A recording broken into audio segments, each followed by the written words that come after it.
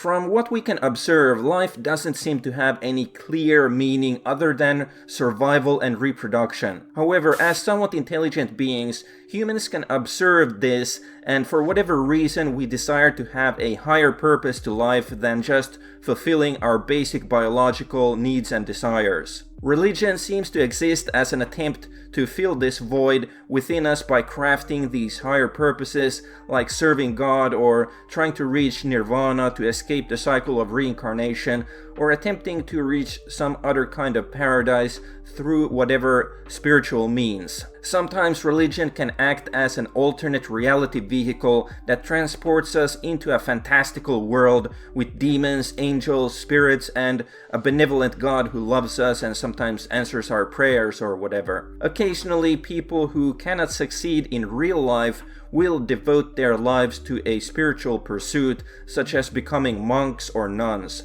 People who get deep into religion often do it because they are lacking in some areas of life and are desperate for divine help. For example, Christianity originally grew among the serfs and lower classes of the Roman Empire.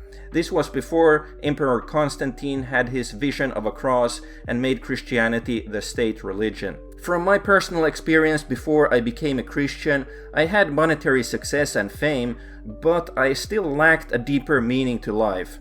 Christianity did provide some purpose to life for a while, however it did not last, as I had to confront the facts which did not line up in Christianity's favor. Then there's also the more cynical people who use positions of authority within a religion to exploit this spiritual demand for their own benefit to obtain power, status, and wealth. In the Western world, the church is not as powerful as it once used to be, but because Western society has been influenced by Christianity for a long time, being seen as morally virtuous is still valuable. That's why we have things such as virtue signaling. There are, however, mega churches in the Americas and Africa where charismatic pastors and preachers can effectively fleece their flock of followers of money and become very financially successful. But many of them do get high on their own supply and actually believe what they are preaching. However, many of them are also wolves in sheep's clothing.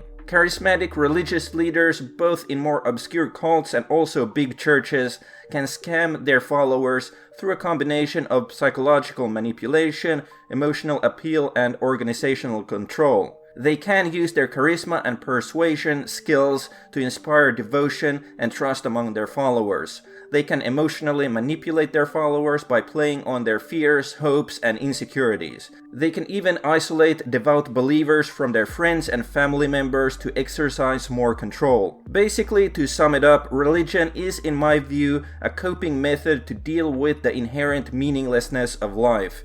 It can also strengthen the social bonds between believers and create stronger in-group preferences when people believe they are in a common spiritual struggle. But none of this can be scientifically proven to be real. Despite some near-death experiences, there's nobody we can confirm that has been dead for several days and returned to tell us what's on the other side. People should also be careful with religion, as there are many charismatic cult leader types who will claim to speak for God and take advantage of the gullible masses. Remember to like and subscribe. That's all for now. See you in another video.